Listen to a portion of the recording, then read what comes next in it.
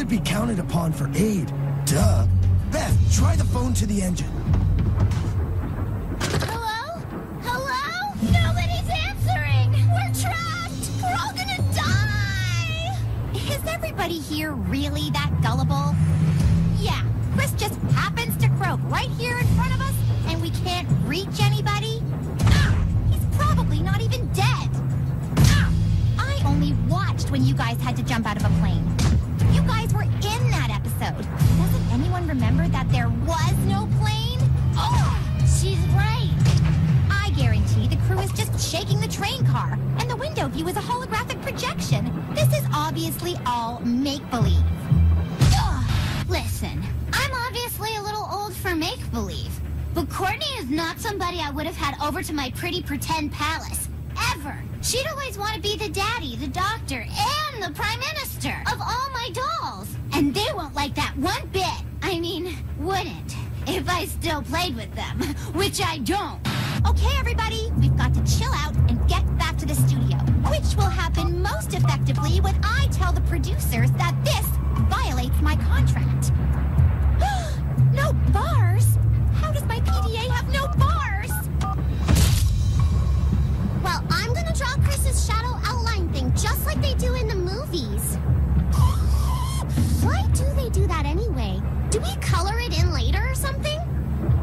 Duncan, climb out of the ceiling hatch and go find Chef or a producer or somebody. Why do I get to be the lucky one? Because you're the only one that can handle it. I know, I'm good.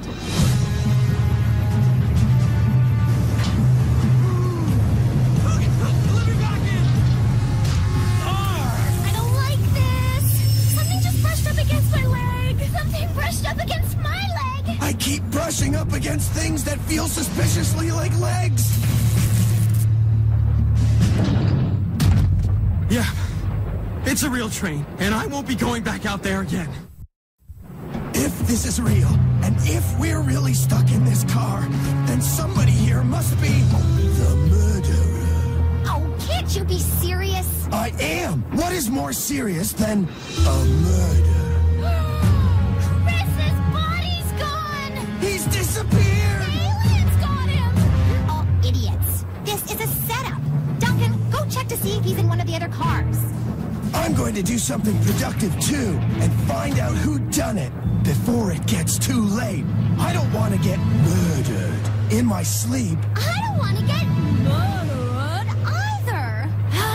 He wasn't murdered. He walked away. They're messing with your heads. Your little hollow pinheads. Would a pinhead be dusting the place for prints? Yes? Good idea, Lindsay. I'll collect evidence too. Aha! What is it? It's one of Duncan's green hairs! Where's that annoying music coming from? Duncan wasn't with us when the body disappeared. The other cars are empty. What? These nitwits think you did it. Chris refused to give Courtney a reward, which clearly upset her. And she's your love interest. That's called a motive. Love interest? She made me go up on the roof and she stole my prints and DNA. Guys, let's not get sidetracked. We all know it's just a scam. Next you'll be saying it was Professor Plum in the conservatory with a bacon sandwich. That hair could have fallen off my head when we found the body. Book 'em. Why suspect Duncan? Any good detective knows 50% of the time, the husband or wife is who done it. The other 50% of the time, it's the guy with the mohawk. He's the killer. I love this thing.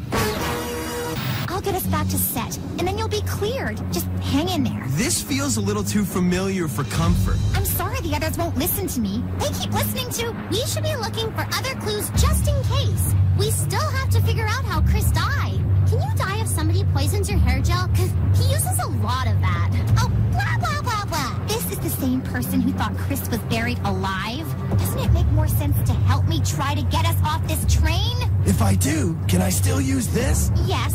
And congratulations on being too sensible to listen to Lindsay. Yeah? Well, what do you know? I could be just as right about this to admit that I was still unsure about the whole murder thing. But Lindsay didn't have to know that. The key to being a leader is making decisions. I've made all of my decisions for the next 4 years. Want to know what I'm having for breakfast next April 22nd? If this train was solar powered, like my set at home, we could just throw a giant parka over it. That'd be easier. It's still easy. Just stop the wheels, stop the train. We don't need any help, right, Beth? We'll solve this case on our own. Ooh, shiny. I don't know. Look, I love Lindsay, but I'm not sure if I want to put all my eggs into that basket. 2 heads are better than 1, but 3 heads are better than 2. And any head is probably better than Lindsay's. I'll just go see what Courtney and Harold are up to. No commitment, just checking. What if we throw something into the path of the wheels to stop them? That sounds like a good idea. Hey! Oops. We have this giant soda bottle from the party. I feel sticky. Try this. Now throw down a fur coat and let's see how he'd look as Bigfoot. Ha! Aha! Sorry. Continue. Here we have a suspicious napkin covered on opposite ends with some kind of orange powder, as though it was held like a murder weapon. And here we have Courtney eating a bag of orange cheesies, which she refused to share. Therefore, Courtney was the only one to have orange cheesy fingers. Oh, this is ridiculous. Really? The prints don't lie. I was framed. Who are you going to believe? Dingbat over here, or someone who actually has a brain? Cuff her. Oh, I really had you guys. I look good in rubber, don't you think? Crackerjack special effects, dudes. Whoa, coolio!